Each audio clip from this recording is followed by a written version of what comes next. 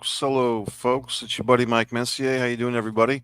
It's your buddy Mike Messier, One Pro Wrestling and Sports Fan YouTube channel. Also on Facebook in the Foreign Object. Ironic handle on Twitter, One Pro Wrestling and Sports Fan. Also on Twitter, LinkedIn. Sometimes I even share these videos on LinkedIn. So no matter where you are, you might be seeing these videos. Now, if you want to see more of these in a timely fashion, the best thing to do is to go ahead and subscribe to One Pro Wrestling and Sports Fan YouTube channel. Isn't that nice? So tonight I went to Gainesville, Florida. This is the town of the Gators, the Florida Gators football team. It's a nice town, you know. I like Gainesville quite a bit.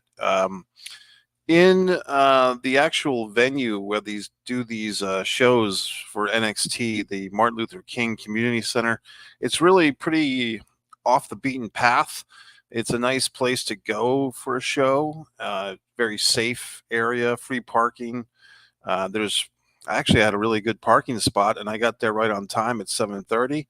And they start these shows right on the dot. You know, I got into the venue. You know, I was walking to the venue at 7:30. I probably was inside of the actual uh, auditorium or whatever you want to call it, gym at 7:32, and the first match was already going on. So I mean, they don't waste any time. They get these things going. There was actually a lot of matches tonight, I believe. Luckily for me, the people at featuresofwrestling.com and some other websites have the whole names of everybody and the matches listed. So I'm going to use featuresofwrestling.com to remind me of some of these things. But I will share some photographs with you. And in fact, I'm going to share some photographs right now. I've been working on these little vignettes, videos for you. So let's check these out. This is the first batch of photos with music by my buddy Tony Caramadre of Fat Tone Studio in Warwick, Rhode Island. And I took the photos. So let's check them out. And if you're wondering, you're saying, hey, gee whiz, Mike, these photos aren't that good. Well, the reality is, if you look, that's a photo from tonight as well. You see that big light? There's basically 4 sets of lights right around the ring and makes it incredibly hard to take decent photographs. So basically the choices are either get front row and then your photographs will have a little bit better, but mostly just when the wrestlers are at ringside. Or if you sit up in the bleachers like I did for the first couple of matches, you can get some good, wide shots. And maybe if you had a better camera than I do, you could get some great shots. But the reality is you get what you get because those lights kind of blow out a lot of the photographs. So I do my best, and you're not paying for this information or these photographs anyway, so you get what you get. Let's check them out.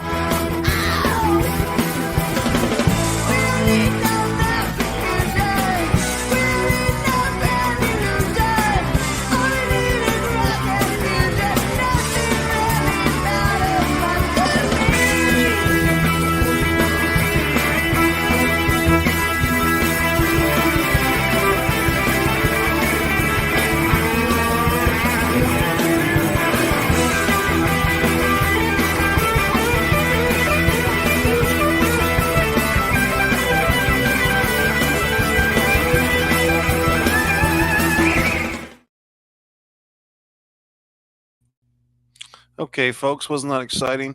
And I'm back here, and so let's go through the matches, and I'll do what I can to remember my thoughts and feelings on all these matches. First off, it was a nice crowd tonight. I mean, there was probably a room for a few more people. It's hard to say how many seats they sell, but I mean, it seemed like 350 people, perhaps. I mean, and this is a nice venue. Actually, it's worth the drive to Gainesville, which is about 2 hours away from me. It's worth going down there to enjoy these matches, take some photographs for you fine folks, give my thoughts and analysis. It's nice to see a lot of families come to these shows. You know, the parents are bringing the kids. The tickets are comfortably priced. I did notice tonight, though, that they seem like they've jacked up their NXT prices from 10 and $20, and moving forward, it seems like they're going to be 15 and 25. So there you go.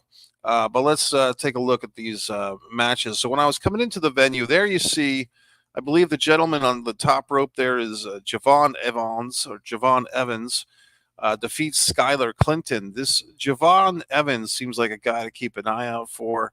High flyer. We have a lot of wrestlers like that. in the world of pro wrestling now, the high flying guys, the acrobatic guys. But this guy was actually quite good. And he from what I saw, and I probably missed 2 or 3 minutes of his match, but from what I saw, he didn't have any flubs. Everything he did was very crisp. He was very athletic, in great shape, and seemed like he knew what he was doing. So I don't know where he was trained or where he comes from, but Javon Evans was quite good. And the guy that he beat, Skylar Clinton, didn't really show me too much. I think he was kind of outshined in this match. Didn't get much from what I saw. Didn't get much offense in, and didn't have a great look either. Just kind of looked like just another guy, so to speak. But there you go. Javon Evans, someone that I'll look forward to seeing. And I don't know if he's a recent signee. I don't really watch the NXT weekly shows. Full admission here, folks. I just don't. I like to go to the house shows. I go to the live events because I enjoy them. But, there's only so many hours in the week. I'm a very busy individual, as you know, writing my books, making my own artwork, etc. So I don't have time to indulge in all this wrestling on TV, but I like going to the house shows. I like going to the live events. The next match was quite an attractive match, I thought. Both ladies, I guess, can we say people of color, ladies of color, both very attractive women. The young men sitting near me were very excited about this match. For both ladies there, and they were both quite good. And actually, the lady that lost, or the result is Kaya Saint defeated Brianna Covington. Covington basically was on offense for most of this match, and then Kaya Saint, who looks like she's pretty new, she scored, I guess you'd call it an upset, or just kind of got a last-minute victory. But Brianna really dominated that match, and both ladies are in tremendous condition. I could kind of tell that Kia was new because it looked like she wasn't really wearing proper wrestling boots. She was wearing basically sneakers, like nice sneakers, but they weren't really wrestling boots. That's kind of a telltale sign that the wrestler is new if they haven't bought their boots yet. But, maybe we'll do a GoFundMe for Kia's boots. But in any event, they were both very good. It was a good match, and I could be wrong, but it seemed like this Kia Saint was new to NXT, but maybe she's been around and I just haven't seen her. Brianna Covington, I've seen several times in tag team matches over the last 10 months or so. The next match, I'm not really remembering too much about it, to be honest with you. Tavion Heights, he got a nice pop. He defeated Drake Moreau. I don't really remember too much about this match, to be honest with you, except Tavion did get a nice babyface pop, if I'm remembering that correctly. The next match, I'm trying to remember this one. Jada Parker defeats Lainey Reed. Let me look up a little bit of this stuff. And actually, while I do that, I'm going to show you fine folks some more photographs. Aren't you excited? So let's take a look at some more photographs as I look up the contestants. Jada Parker, because I think she's one of the people that I enjoy quite a bit, and Lainey Reed. Here's some more photos from the show.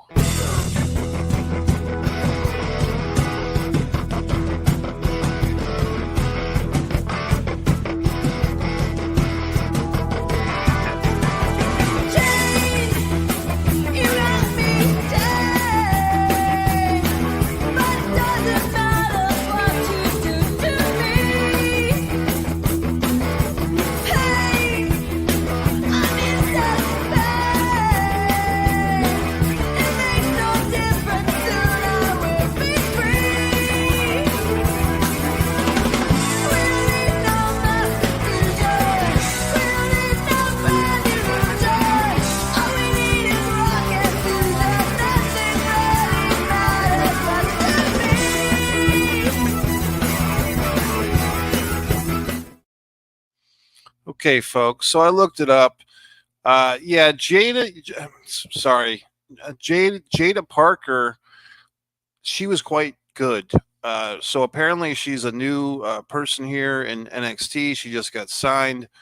Lainey Reed was her opponent. I think I saw Lainey Reed when I was going to the facilities, the men's room. Lainey was kind of just in the hallway sitting down, and she smiled, but I was kind of in a weird situation. I didn't know what to do, because I'm going to the facilities, and but in any event, they had a good match. But this Jada Parker really seemed very comfortable. She was very good at the heel tactics. Apparently, she's a new signee, Jada Parker. I think that's her new name. And I think I remember several months ago when she was signing to NXT, around the same time Jade Cargill was getting signed. And people were wondering or speculating, was Jada Parker the new name for Jade Cargill from AEW? So Jada Parker, with her career history, she is 25 years old. Oh, she's actually from Florida. She was born in Port St. Lucie, Florida, which is terribly too far away. Wow. 25 years old, February 12th, 1999. I guess I won't give away her name here. That's not too nice, but I mean, she has kind of done a really good. Her real name would not be good for wrestling, so I think this Jada Parker will be fine. Her real name is just, it's like got four names. It's kind of proper. It's not a fun real name. It's like a normal real name. So she's 5'7". She's a former soccer player. February 12th, if you're looking to buy her a present. And apparently she was signed there September 30th, 2023. And yeah, so I'm trying to find out more information about her. But she was very good. Her theme song was very good too. And I think the theme song is called Let 'Em Know, if that's the same one they played tonight. But I did make note that her theme song was really good. And apparently her stable mates, because they were there, she showed up later in the night too. I took a bunch of pictures of this young lady, were Bronco Nima, Lucian Price, and Reggie / Scripps out the mud. So I thought she was really good. She was really good at healing it up. She seemed, if the word, I mean, this is the word I use, comfortable. She seemed like she knew what she was doing. She was not in awe of the situation. I don't know if I'd say the same thing about her opponent, although with wrestling, maybe that's just the opponent selling that. You know what I mean? By the way, if you happen to be up at 5 o'clock in the morning on Sunday, you can make some comments here. I would like to get more information about this young woman, because I think she was one of the best wrestlers tonight, like as far as just someone who kind of stood out from the pack. And here's another thing, folks. There's so many women on these NXT house shows.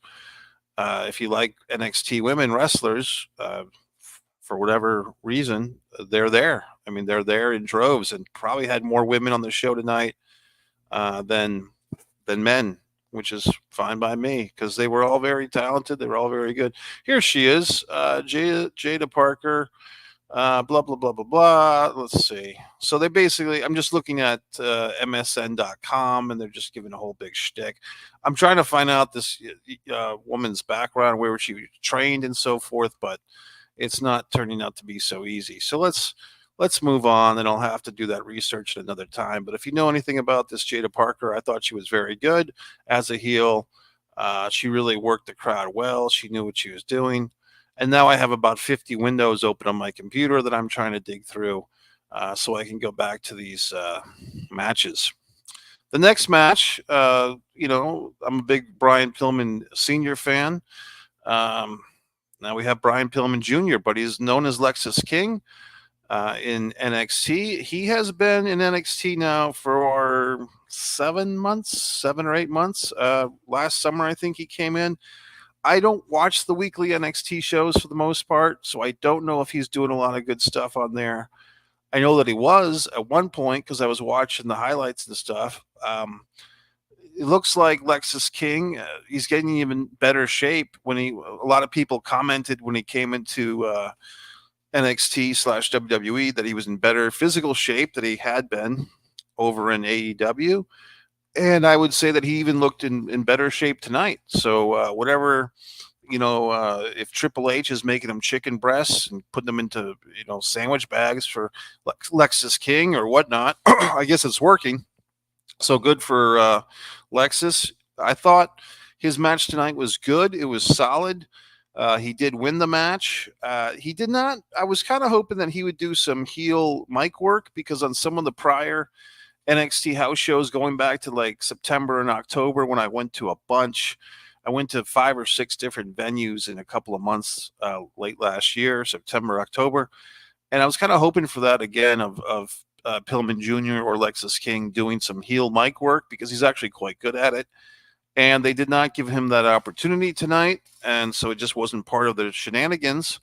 But he won the match and he got over. This Eddie Thorpe guy, the guy that he defeated, is actually quite good as well.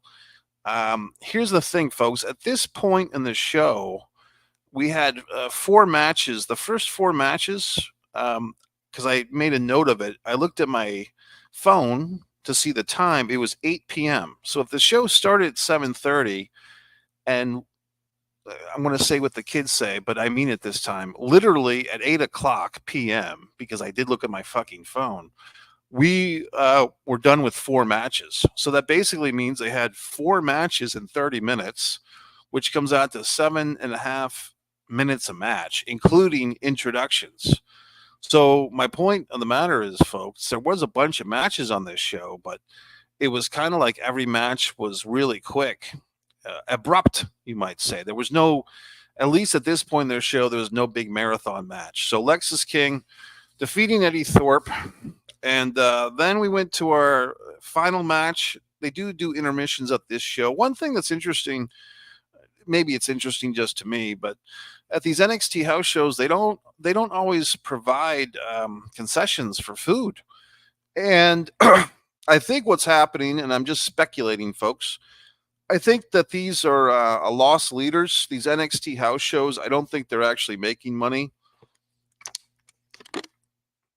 on these shows. I mean, maybe they are. I mean, I really don't know.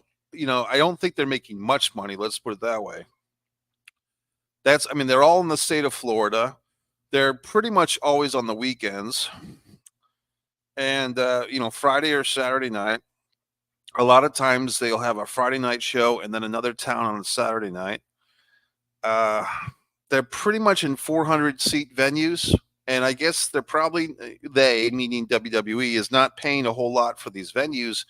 It really is just giving the younger wrestlers a chance to get their reps in, a facsimile for when they go to the main roster, if they get that far. And some of these NXT wrestlers don't get that far. I've noticed that a bunch of people, there was a really interesting wrestler last summer, kind of a big chubby guy, and he kind of did like the non-gender gimmick, or maybe that's not a gimmick, but it was like his real life thing that he brought into wrestling, in which they call stuff, everything is called a gimmick in wrestling.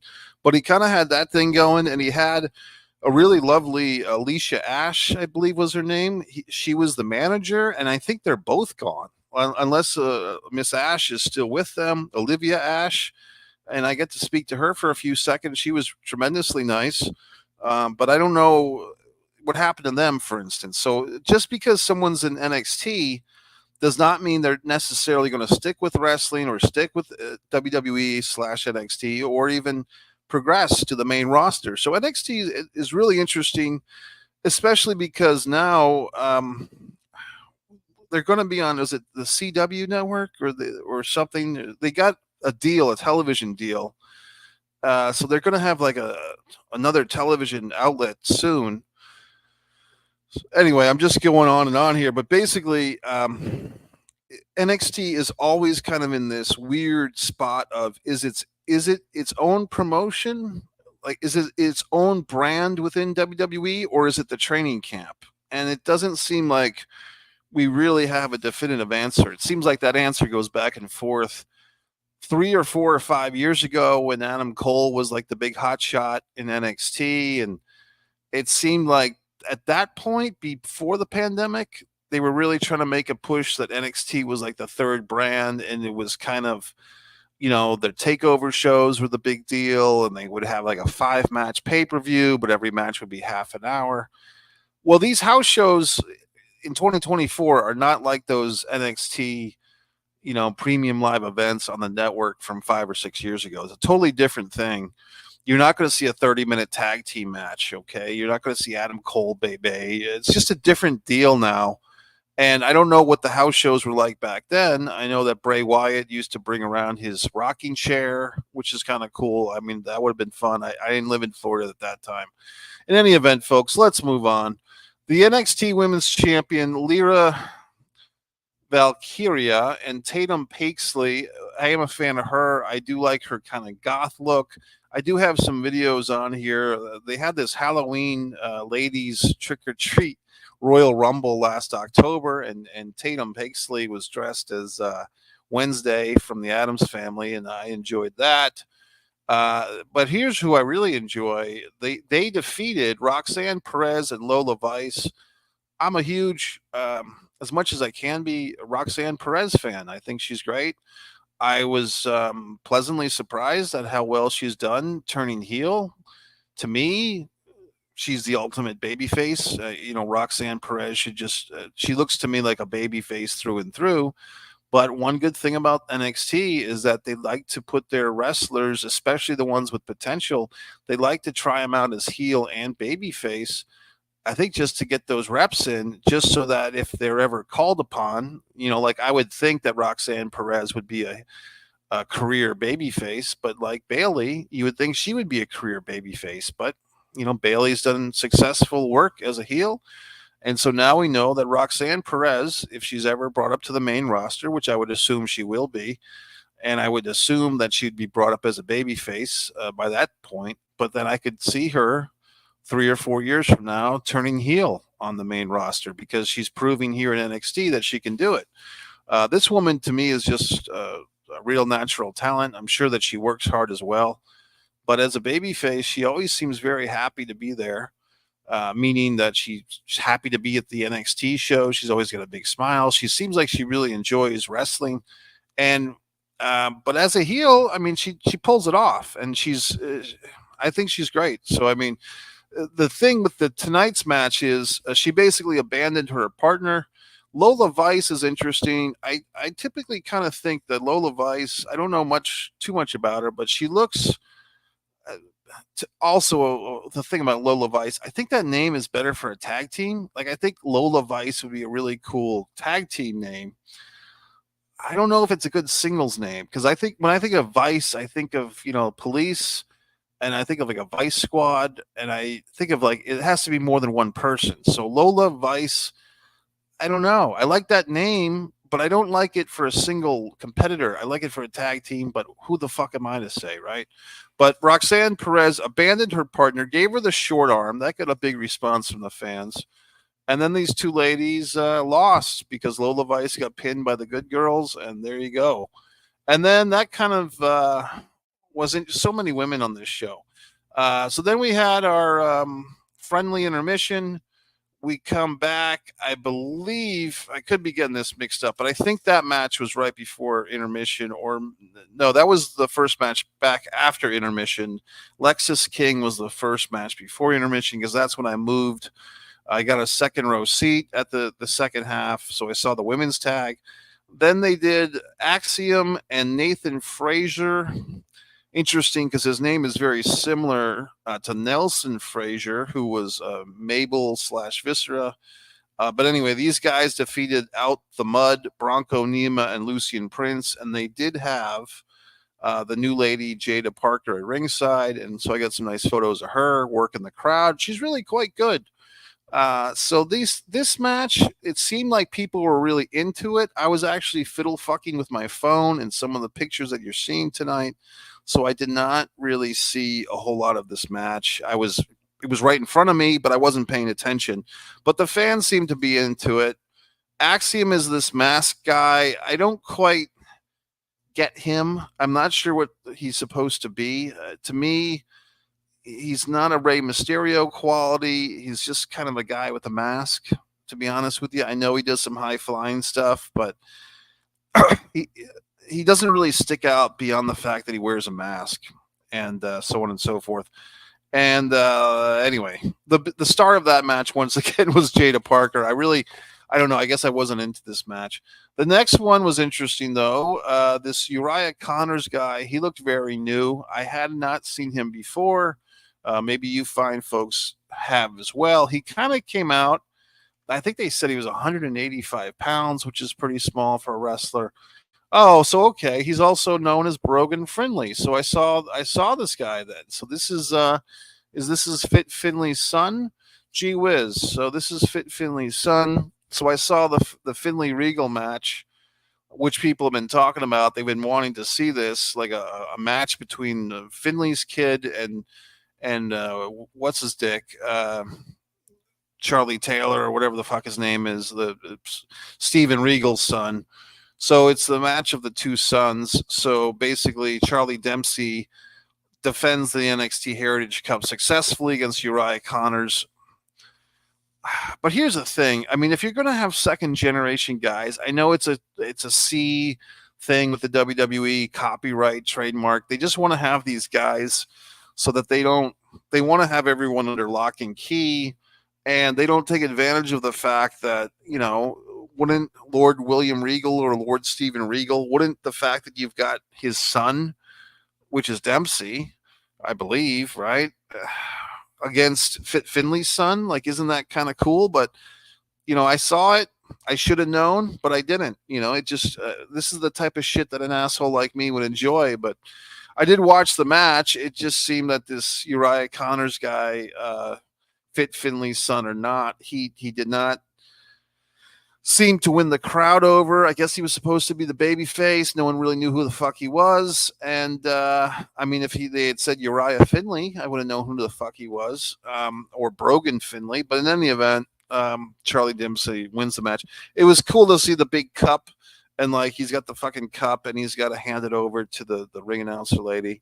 She did a pretty good job. I mean, at one point I was kind of discriminatory against female ring announcers, to be honest with you, because I just think of the Gary Michael Capettas, the Tom Millers, the Fink, obviously, and some of these classic, baritone male ring announcers. But some of these women are the woman who does Raw now is very good, and SmackDown, she's very good, and some of them are quite good. You know what I mean? I thought even Brandy Rhodes was decent as a ring announcer. But some of these women know what they're doing with the ring announcing. So the one tonight, young blonde ring announcer, female, she was pretty good. She was good. What's next? Thea Hale defeats Jasmine Nix via DQ. Kind of drawing a blank on that one, fine folks. I want to look these people up. I don't want to forget anyone or what I thought of them. See, luckily I have this 2-computer system. I can look at, oh yeah, Thea Hale. Oh yeah. Okay. So the Chase University, she's very spunky. I mean, she's very short. You know what I mean? So I'm going to look her up for her height. But I've seen her a bunch of times. This Chase University, it would be interesting if they ever had all of them on the main roster. I don't even think she's been on the main roster. Apparently, she made 2 appearances on AEW Dark. She lost to Thunder Rosa and Julia Hart. She is quite tiny, but she was very popular tonight. Wow, she's only 19 years of age, apparently, or maybe 21 at this point. But yeah, good for her. Yeah, she's fine. And who did she defeat again? Who was her opponent? God in heaven. Jasmine. Oh. Okay, hold on. So this is what happened with this. They did like the whole, basically the Jasmine Nix, I believe she got disqualified because her friend. So she came out, Jasmine Nix came out with JC Jane, and JC Jane interfered, and so Jasmine got disqualified, and then it became a big cluster of every woman, and the Jazzy Jane was really like the all-star about it, because once she got her friend disqualified, she was so happy to get into the ring and attack and heal it up. So, I mean, JC Jane, to me, should really be promoted. Okay, so Jay Gentile, Baldwinsdale, New York, is Jasmine Nix. They say she's a member of Chase University. I don't think that's true, unless she's probably out of it by now. She was born July 28th, 1998. She's 5'4". Yeah, she was okay. I mean, she seemed a little bit outshined, I think, because she was with Jazzy Jane, and it seemed like Jazzy Jane's just more of a veteran. I really think they need to bring her up to the main roster there. But this women's match was fine. But then they basically segued it into this kind of a fun thing, 4-on-4 women's match, and I thought everybody did quite well. It was a whole lot of women wrestlers, whole lot of NXT wrestlers in one match, which is very exciting. And I lost my results page, so now I have to go back to it. I'm breaking the fourth wall. Let me show you the photos again, folks. Take you one more round of these photos.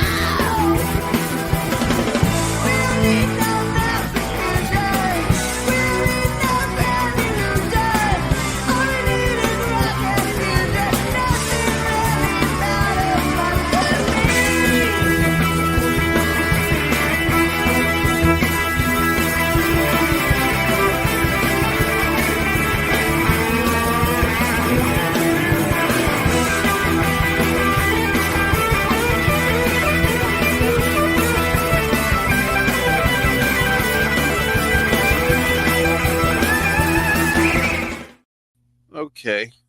So here we go. The big woman's 8-woman match was JC Jane, Jasmine Nix, Kiana James. She's very good. She's the one with the purse. She used to be like I think she was like a country and western tag team for a while, but now she's on her own. She's a heel. She's got this loaded purse. And Izzy Dame, they were victorious. The Bad Girls won against Fallon Henley, Ren Sinclair, Thea Hale, and Carmen Petrakoff. Carmen sticks out because she kind of has like this Kill Bill kind of gimmick going. And she also was the winner of that women's NXT Halloween Battle Royal. She was dressed up as a Teenage Mutant Ninja Turtle. So I have some of those clips on this channel, by the way, if you care. Look them up. I have a bunch of AEW clips, a bunch of NXT clips. So that was kind of a fun women's match. And the Bad Girls won, and they kind of healed it all up, and they were antagonizing the crowd, and people were getting excited. And then finally, it's interesting. We had Trick Williams and Carly Bright defeated Aura Mensa and Lash Legend. And look, like I said, I'm not the biggest follower of NXT on the TV show, but I do know that they're having this kind of romance of Lash Legend and Trick Williams. They're kind of flirtation, and they're in this mixed tag match against each other tonight. And they did like this spot where the wrestlers were kind of dozy-doing, and it looked like Trick, it was going to kiss Lash, but then they kind of did a switcheroo, and then Trick was going to kiss the male opponent, and Lash was going to kiss the female opponent, and then they all stopped kissing each other, and it was funny stuff. But the match was good. It was, it was a good way to end the show with a mixed tag. It was a little unusual. A lot of matches on this show tonight, a lot of tag team matches. Let's count the wrestlers. That's always fun. 1, 2, 3, 4, 5, 6, 7, 8, 9, 10, 11, 12, 13, 14, 15, 16, 17, 18, 19, 20, 21, 22, 22 plus 6 is 28, and 29, 30, 32. And the reason why I had to do the little trickery is because the two women wrestled twice. Thea Hale and Jasmine Nix were in a singles match, and then they transferred into the 4-on-4 tag team match. So what did I say is a total? 32? And that's a lot, for the $10 that I paid for this thing, to see 32 wrestlers. Debbie at Wrestling in 60 Seconds took a nice picture of all these Bad Girl wrestlers together. JC Jane kind of playing with the rope there. Some people took better pictures than I did. Chris Sharp, it looks like he's a referee. He took a nice picture of Roxy Perez. Yeah, there are definitely some people who took some good good pictures here, and I didn't. So give them credit, but give me credit because I'm doing this goddamn report. Okay, folks, One Pro Wrestling and Sports Fan YouTube channel, One Man in a Camera Films. Go to MikeMessier.com to buy one of my books, or don't. But it'd be nice if you did. Okay, folks, that's it. Good night.